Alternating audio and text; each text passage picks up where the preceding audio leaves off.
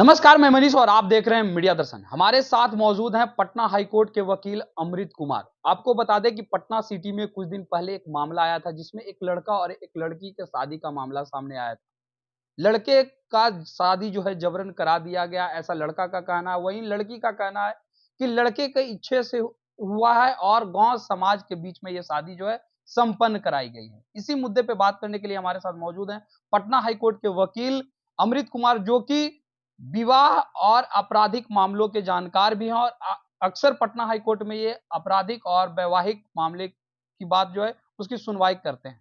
इसी मुद्दे पे बात करने के लिए हमारे साथ मौजूद है। आखिर ये जो मामला आया है जिसमें गणेश और पूजा का प्रेम प्रसंग का मामला सामने आया है, जिसमें गणेश का ये कहना है कि शादी जो है जबरदस्ती कराया गया, हमारी इच्छा नहीं थी। वहीं लड़की का कहना है कि लड़के ने शादी की है हमसे और सिंदूर भी डाला है। क्या लगता है कि ये शादी जो है वैलिड शादी है या नहीं है? देखिए, मैं सबसे पहले नमस्कार करना चाहूँगा और ये बताना चाहूँगा कि फैमिली कोर्ट स्पेशल एक कोर्ट बनाया गया है, जो विवाह से रिलेटेड, दाम्पत्य और पारिवारिक जीवन से रिलेटेड जो भी मैटर्स होते हैं, उसके लिए वो कॉम्पिटेंट कोर्ट है, स्पेशल उसके लिए एक्ट लाया गया और फैमिली कोर्ट को ही जुरिसडिक्शन होता है इस प्रकार के मामलों को की सुनवाई करने के लिए। और जहाँ तक ये पूजा और गणेश वाला जो बात है, अभी बहुत ज़्यादा डॉक्यूमेंट्स तो अवेलेबल नहीं हो पाए हैं पब्लिकली, तो अच्छे रूप से टिप्पणी कर पाना मुश्किल है किसी भी प्रकार की बात को। लेकिन अगर लड़के के वीडियो में जैसा कि देखा जा रहा है, वो बोल रहा है साफ-साफ कि मेरी शादी अभी नहीं हुई है और लड़की वाले और उसके साथ कुछ बच्चे हैं जिनको देखा जा रहा है बोल रहे हैं कि मेरे माँग में सिंदूर डाले हैं, यही डाले हैं और लोग बोल रहे हैं। तो ऐसा कहीं भी कानून जो है, जो हमारा हिंदू मैरिज एक्ट है, उसके तहत या जो भी हमारी समाज की जो किताबें हैं, पुस्तकें हैं, विधि हैं, विधान हैं जिनके तहत हम लोग शादी करते हैं, कराते हैं, तो उसमें कहीं ऐसा नहीं है कि आप केवल किसी को सिंदूर डाल देते हैं, तो आपकी शादी हो जाती है। ये बहुत पौराणिक परंपरा है हमारे यहाँ, शादी-विवाह होने का एक सेट सिस्टम है, तरीका है, कैसे होता है, नहीं होता है और जहाँ तक बात करें अगर पर्टिकुलरली एक पर्टिकुलर बात की जाती है अपने समाज में, हिंदू समाज की, तो अगर हिंदू समाज से दोनों लोग बिलॉन्ग करते हैं, तो खरमास का अभी महीना चल रहा है। इस महीने में तो वैसे भी लग्न होता ही नहीं है, तो शादी होने की बात ही पूरी तरीके से बेबुनियाद कही जा सकती है। अगर जेनुइन शादी किसी को करना हो तो, वो सबसे पहले तो एक पंडित के पास जाके तरीके से दिन दिखला के शादी करेगा। तो ये तो इस महीने में शादी तरीके से होगी ही नहीं। तब है कि ज़बरदस्ती या किसी मजबूरी में शादी की गई हो, तो मजबूरी वाला कारण भी वीडियो में कहीं दिख नहीं रहा है। तो ज़ाहिर-सा प्रतीत होता है कि शादी ज़बरदस्ती की गई है। तो कानून स्पष्ट है इस चीज़ पे कि विदाउट कंसेंट आप कोई भी प्रकार का काम कर रहे हैं, शादी जैसा काम विशेष तौर पे, जो कि जन्म-जन्मांतर तक का हिंदू धर्म में उसको साथ माना गया है, तो वो तो एकदम पूरे तरीके से ही गलत है। शादी होने के लिए 3-4 प्री-रिक्विजिट कंडीशंस हैं, उसमें से होता है लड़के-लड़की का मेजर होना, साउंड माइंड का होना, सोच-समझ रख पाना कि किसी चीज़ के लिए कि हम जो कर रहे हैं उसकी समझ हमें है या नहीं है। तो अगर लड़का शादी करने के लिए तैयार है, तो शादी करने की समझ है कि नहीं, उसे यह जानकारी है कि नहीं कि वह जो करने जा रहा है उसे शादी बोलते हैं, विधि पूर्वक कर रहा है, जिस लड़की से करना चाह रहा है उसी से कर रहा है कि नहीं। तो इस तरीके से इसको स्पष्ट तौर पे बोला जा सकता है अभी के प्रमाणों के उपलब्धता के हिसाब से कि यह शादी ज़बरदस्ती कराई गई है लड़के की और ज़बरदस्ती कराई गई शादी कहीं से भी वैलिड नहीं होती है। कानून भी उसको वॉइड बताता है। अगर बात की जाए तो लड़की का कहना है कि 9 लाख रुपए जो है लड़का हमसे डिमांड किया और 9 लाख रुपए मैंने दिए। यहाँ तक कि मैंने हीरे की अंगूठी भी लड़के को गिफ्ट किया है। अब मेरे से शादी भी हो गई है मंदिर में, गाँव समाज के बीच में हुआ, एनजीओ के मदद से मेरी शादी जो है करा दी गई है लड़के से। आपने वीडियो में भी देखा कि कितनी खुश लड़की दिख रही थी। क्या लगता है कि अगर ये आरोप सही है लड़की के द्वारा और अगर लड़के के परिवार जो है एक्सेप्ट करने के लिए तैयार नहीं होते हैं, तो फिर क्या लगता है कि लड़के के परिवार पे भी कोई कार्रवाई हो सकती है? जी, सबसे पहला तो किसी भी लड़के पे या लड़के के परिवार पे कार्रवाई होने की बात तब होती है जब शादी वैलिड हो। जब शादी ही वैलिड नहीं है अगर, तो लड़के पे या लड़के के परिवार वाले पे किसी प्रकार का कोई भी कानूनी बाउंडेशन आप नहीं डाल सकते हैं। यह कानून बहुत तरीके से स्पष्ट है हमारा। आप ज़बरदस्ती किसी को शादी नहीं करवा सकते हैं, किसी को किसके साथ रहने के लिए मजबूर नहीं कर सकते हैं। ये हिंदू मैरिज एक्ट के सेक्शन से स्पष्टता है। ये पब्लिकली अवेलेबल है, कोई भी देख सकते हैं। तो जब शादी ही नहीं हुई, लड़का मानने को ही तैयार नहीं है कि यह शादी हुई है, तो फिर उनके परिवार पे या उनके ऊपर सोशल मीडिया के थ्रू पब्लिक और लोगों के बीच जाके हल्ला हंगामा करके प्रेशर दिलवाने से यह बात सही तो नहीं हो जाएगी। क्योंकि शादी होने का जो हिंदू मैरिज एक्ट का सिस्टम है, हिंदू समाज का जो सिस्टम है, उस पूरे प्रक्रिया को आपको फॉलो करना होता है। और उसके बाद गाँव, समाज, परिवार, पंचों के आशीर्वाद से ही शादी होती है। वीडियो में ऐसा तो कहीं होता हुआ दिखाया ही नहीं जा रहा है। और जहाँ तक बात कही जा रही है अंगूठी देने की, पैसे देने की, तो 2 लोगों के बीच में निजी बहुत तरीके का रिश्ता होता है। लेकिन हर रिश्ता जिसमें पैसे का, रिंग का आदान-प्रदान हो, उसको आप एक शादी का नाम तो नहीं दे सकते हैं। किसी की किसी से दोस्ती भी हो सकती है। लड़का का लड़के से, लड़की लड़का दोनों का आपस में दोस्ती हो सकता है। दोस्ती में भी कई बार ऐसा होता है कि दोस्ती अगर अच्छी हो तो आदमी गिफ्ट दे देते हैं, मदद के स्वरूप में भी पैसा देते हैं या गिफ्ट के रूप में भी पैसा देते हैं। तो पैसा देना, रिंग देना कहीं ऐसा है तो नहीं, ना कानूनी प्रावधान ऐसा कहता है, ना सामाजिक प्रावधान हमारा ऐसा कहता है कि समाज में कि पैसा दे दिए या रिंग दे दिए तो शादी हो गई। लड़की अभी भी जो है लड़के के घर पे ही रह रही है और लड़की का आरोप है कि लड़कियों को भगाने में लड़के का माँ का जो है बहुत बड़ा हाथ है और वो घर छोड़ के भाग चुका है और पुलिस को पैसे भी दे दिए हैं लड़के के माँ ने।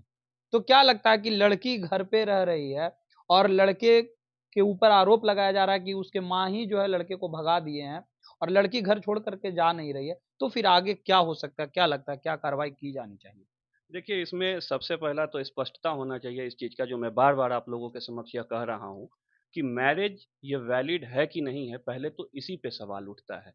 और तब आगे का बात होता है, अगर जो ये मैरिज वैलिड है, जो कि देखने के बाद प्राइमा फेसाई लग नहीं रहा है कि है, तो इस तरीके से किसी को ज़बरदस्ती किसी के घर में जाके रहना, तो ये एक आप अपराध कर रहे हैं। एक तरीके का यह अपराध है, ये तो हम मानेंगे कि उन लोगों का बड़प्पन है कि आपके अगेंस्ट कोई क्रिमिनल वो लोग कंप्लेंट नहीं कर रहे हैं। और दूसरी बात जहाँ तक कि आप ये कह रहे हैं कि भगाने के लिए पैसा दिया गया हो, किया गया हो, अब समझिए इस चीज़ को हम आप सब लोग इंसान हैं। सब लोगों की निजी ज़िंदगी होती है। उस निजी ज़िंदगी का किस तरीके से मखौल उड़ाया जा रहा है, मज़ाक उड़ाया जा रहा है मीडिया में।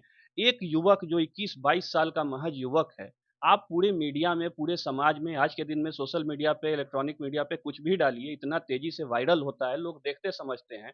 उस लड़के का निजता का तो पूरे तरीके से हनन होके रह गया है। वह लड़का क्या मानसिक स्थिति में है भी कि अभी चीज़ों को वो समझ पाए। अगर वाजिब तरीके से लड़की उसकी लीगली वेडेड पत्नी होंगी, वाइफ़ होंगी, तो उनको ये चीज़ समझना चाहिए कि अगर शादी जेनुइन है, बात है, तो लड़के को एक मौका दें, कुछ समय दें। पहले तो ये मीडियाबाज़ी से बचें वो लोग। और शादी निजता की चीज़ होती है ना, निजी चीज़ है। निजी रूप से दोनों बैठे बात करें और आपस में अगर कोई किसी प्रकार का कन्फ्यूज़न हो, परिवार को बुलाएँ और उसको दूर दूर करें। लोग और समाज को इसमें इन्वॉल्व करके आप समस्या को और बढ़ावा दे रहे हैं। इससे समाधान नहीं निकलने जा रहा है। तो बैठ के आपस में बात कर लें, अगर शादी वैलिड हुई हो, दोनों की तरफ से सहमति हो तो। और लेकिन तत्काल प्रभाव से मेरा यह आप सभी लोगों से आग्रह रहेगा कि इस तरीके के बातों को तूल ना दिया जाए। किसी की निजता का हनन होता है और समाज में भी काफ़ी गलत मैसेज जा रहा है। कल के दिन में कोई लड़का-लड़की कहीं बाहर घूमते हुए मिलेंगे, लड़की अगर झूठा भी बोल दे, लड़का अगर झूठा भी बोल दे कि हाँ, लड़की बोली है शादी करने, तो समाज वाले पकड़ के अगर करा भी देते हैं शादी, तो ये तो गलत बात है ना। समाज के शादी करा देने से तो शादी होती नहीं है जब तक कि लड़का और लड़की दोनों का अपना-अपना कंसेंट नहीं अवेलेबल हो, जो कि इस वीडियो और शादी में तो स्पष्ट तौर से लग रहा है कि लड़की की तरफ से तो हामी भरी ही नहीं गई। अगर बात की जाए तो लड़की का आरोप है और जो समाज के लोगों ने शादी करवाई है, उन लोगों का आरोप है कि लड़के के परिवार जो है 51 लाख रुपए का डिमांड कर रहे हैं। इसी वजह से देने में असक्षम है लड़की और यही कारण है कि शादी को वैलिड नहीं माना जा रहा है। जबकि लड़की जो है चोरी-चुप्पे जो है पैसे निकाल के 9 लाख रुपए लड़के को दे चुके हैं और हीरे की अंगूठी भी दी गई है। इसका बाकायदा एफआईआर जो है पटना सचिवालय थाना में महिला थाना जो है वहाँ करवाई गई है। लेकिन इसके बावजूद जो है खासे मतलब जो कहा जाए कि जो जवाब मिलना चाहिए पर अनुकूल जवाब जो मिलना चाहिए वो अभी तक नहीं मिल पाया है। तो क्या लगता है कि पैसे के वजह से शादी रुकी हुई है या कुछ और भी वजह हो सकता है? क्या लगता है अगर पैसे का मामला है तो लड़की धोखाधड़ी का आरोप भी लगा सकती है कि धोखा देकर के हमसे शादी करवाने जैसा कि आप सभी लोगों को जानकारी होगा, एक इंडियन पेनल कोड जो अभी तक हमारे यहाँ कानून के प्रावधान में चल रही थी, उसके सेक्शन 498 ए के तहत में अ, एक मैटर होता है जो फीमेल को एम्पावर करता है जाके कंप्लेंट करने के लिए, अगर उसके साथ किसी तरीके का फिजिकल या मेंटल क्रूएलिटी किया जा रहा हो तो। इस सेक्शन का इतना ज़्यादा मिसयूज़ हुआ है कि इसमें हाई कोर्ट और honourable the apex supreme court को भी कई बार इंटरफेयर करना पड़ा और उसमें से एक बहुत लैंडमार्क जजमेंट निकल के आया है जो सब लोगों को पता होगा, Arnesh Kumar versus state of Bihar. तो मैं फैक्ट्स पे उसके नहीं जाऊँगा, लेकिन उसके उसके चलते हुआ क्या है मैं ये बताता हूँ। पहले क्या था कि अरेस्टिंग वगैरह किसी का भी 498 ए के मैटर में हस्बैंड के फैमिली मेंबर्स का आर्बिट्रेरी वे में हो जाता था। तो कोर्ट के इंटरफेरेंस से इसको थोड़ा गंभीरता को देखते हुए इस सेक्शन के मिसयूज़ को बहुत सारा गाइडलाइंस दिया गया है। तो अब क्या है कि ये 498 एक ऐसा सेक्शन है जो कि फीमेल के पास एक ऐसा टूल आ चुका है और ये जो महिला थाना है, उनके पास जाते हैं, ईज़ी वे में इस सेक्शन में एफआईआर करा देते हैं और उसके बाद जो लड़के होते हैं और उनके परिवार वाले होते हैं, उनका हैरेसमेंट स्टार्ट हो जाता है और ये थोड़ा-सा कहीं न कहीं कानून जो है प्रो वुमेन है। तो महिला समाज के लिए प्रो है, हम लोग वकील हैं, कई बार ऐसा हुआ है कि हम लोग महिला को भी रिप्रेज़ेंट किए हैं मैटर्स में और मेल को भी करते हैं रिप्रेज़ेंट। तो इसमें देखा गया है कि बहुत बारी ऐसा होता है कि इस कानून के प्रावधान को मिसयूज़ किया जाता है और जो वहाँ पे लोग अवेलेबल होते हैं ना, कुछ इसमें मतलब लाइज़निंग करने वाले तरीके के लोग आपको थाना के पास मिलेंगे। वो आपके पास जाएँगे, आपके समस्या को आपसे सुनेंगे और बोलेंगे कि ऐसा एफआईआर लिख के दे दो। आपको उसी समय ब्रेन वॉश कर दिया जाता है और फैक्ट के अलावा आपसे उल्टा-सीधा एलिगेशन जैसा कि आप ये बता रहे हैं कि पैसे का डिमांड लगवा देना, तो थप्पड़ मरवा देना, तो घर से बाहर फेंक देना, हमको गाली देना भद्दी-भद्दी, हमको ये बोलना, वो बोलना, इस तरीके के एलिगेशंस लोग वहाँ बैठे रहते हैं लगवाने के लिए, जिनका अपना कोई काम नहीं हो, कुछ लोग प्रोफ़ेशनल हैं इस चीज़ में। तो ये सारा चीज़ जब तक प्रमाण पे डॉक्यूमेंट्स में नहीं आ जाता है, तब तक मानना थोड़ा मुश्किल सा लगता है। ये थे हमारे साथ पटना हाई कोर्ट के वकील अमृत कुमार, जिन्होंने सीधे तौर पे कहा कि सेक्शन 498 जो है महिलाओं के लिए एक टूल सा मिल गया है, जिसकी वजह से कभी भी पुरुषों पे आरोप लगा दिया जाता है और खास करके उत्पीड़न का जो मामला है काफ़ी ज़्यादा आया है, जिसके लेकर के कभी-कभी सुप्रीम कोर्ट को भी हस्तक्षेप करने की ज़रूरत पड़ गई है। लेकिन सबसे बड़ी बात ये है कि ये शादी जो हुई है, ये बिल्कुल भी वैलिड शादी नहीं मानी जा सकती है। इस तरह के तमाम अपडेट के लिए देखते रहें मीडिया दर्शन। धन्यवाद।